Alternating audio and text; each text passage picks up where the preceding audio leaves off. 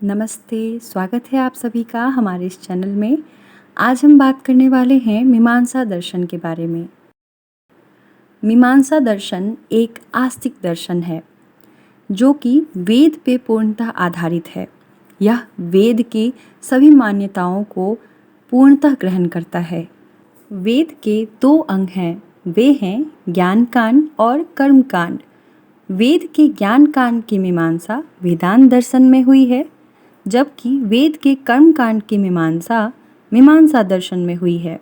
इस कारण से मीमांसा दर्शन को कर्म मीमांसा या पूर्व मीमांसा भी कहते हैं तथा वेदांत को ज्ञान मीमांसा या उत्तर मीमांसा भी कहते हैं। मीमांसा दर्शन के प्रणेता जैमिनी को माना जाता है।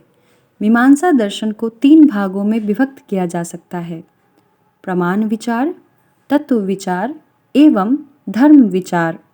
अब हम एक एक करके मीमांसा दर्शन के उक्त अंगों की व्याख्या करते हैं। मीमांसा दर्शन में 6 प्रमाण माने गए हैं: प्रत्यक्ष, अनुमान, उपमान, शब्द, अर्थापत्ति एवं अनुपलब्धि। प्रत्यक्ष प्रमाण वे हैं जिनमें विषय की साक्षात प्रतीति होती है। साक्षात प्रतीतितः प्रत्यक्षम। मीमांसा दर्शन का दूसरा प्रमाण अनुमान है, जो कि न्याय दर्शन के अनुमान से मिलता जुलता है।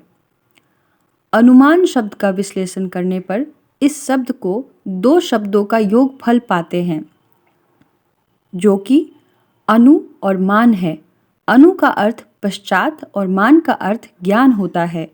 अनुमान का अर्थ है वह ज्ञान जो एक ज्ञान के बाद आया है।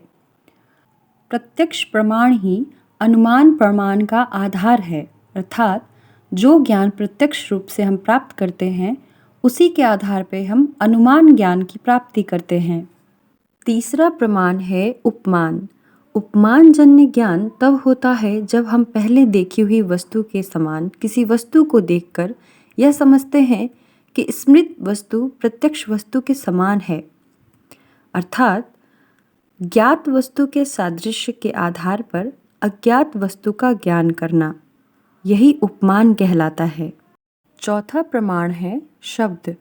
सार्थक वाक्य जो अविश्वस्त व्यक्ति का कथन नहीं हो, ज्ञान प्राप्त कराने वाला होता है, इसे शब्द प्रमाण कहते हैं। अर्थापत्ति को 5वें प्रमाण के रूप में माना जाता है। अर्थापत्ति शब्द 2 शब्दों का संयोजन है। वे 2 शब्द हैं अर्थ और आपत्ति। इन 2 शब्दों के क्रमशः अर्थ हैं विषय और कल्पना। इसीलिए अर्थापत्ति का अर्थ है किसी विषय की कल्पना करना। छठा प्रमाण है अनुपलब्धि। किसी विषय के अभाव का साक्षात ज्ञान हमें अनुपलब्धि द्वारा प्राप्त होता है। अब हम मीमांसा दर्शन के तत्व विचार की चर्चा करते हैं। मीमांसा दर्शन में जगत और उसके समस्त विषयों को सत्य माना गया है।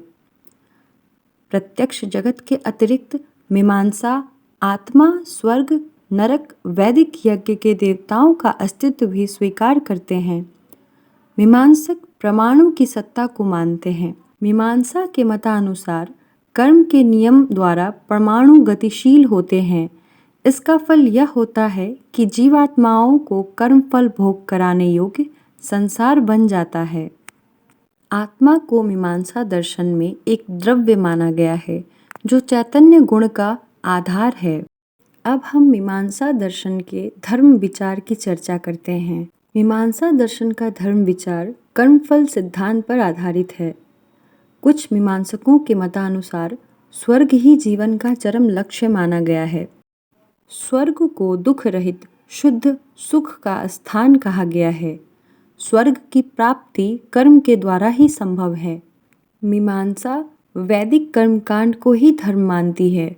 वेद नित्य ज्ञान के भंडार तथा अपौरुषेय हैं। यज्ञ, बलि, हवन आदि के पालन का निर्देश वेद में निहित है, जिनके अनुष्ठान से ही व्यक्ति धर्म को अपना सकता है।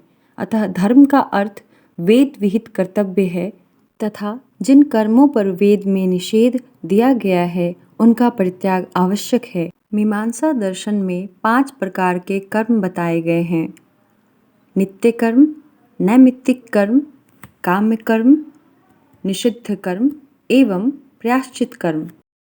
नित्य कर्म वे हैं जिन्हें प्रत्येक दिन व्यक्ति को करना ही पड़ता है। नैमित्तिक कर्म उन कर्मों को कहा जाता है जो विशेष अवसरों पर किया जाता है। काम्य कर्म ऐसे कर्म है जो निश्चित फल की प्राप्ति के उद्देश्य से किए जाते हैं। निषिद्ध कर्म उन कर्मों को कहा जाता है जिनके करने का निषेध रहता है। प्रायश्चित कर्म वे कर्म है जो निषिद्ध कर्म को करने पर उसके अशुभ फल से बचने के लिए किया जाता है। उपसंहार। यद्यपि मीमांसा को भारत के 6 आस्तिक दर्शनों में स्थान दिया गया है, फिर भी इसमें तत्व ज्ञान तथा अध्यात्म शास्त्र का अभाव है।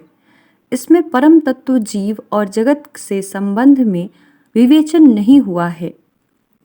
मीमांसा दर्शन नहीं है अपितु कर्म शास्त्र है।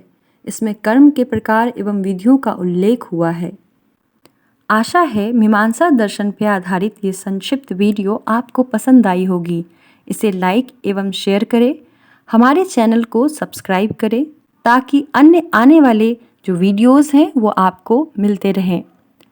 हम मिलते हैं अगली वीडियो में एक नए दर्शन के साथ।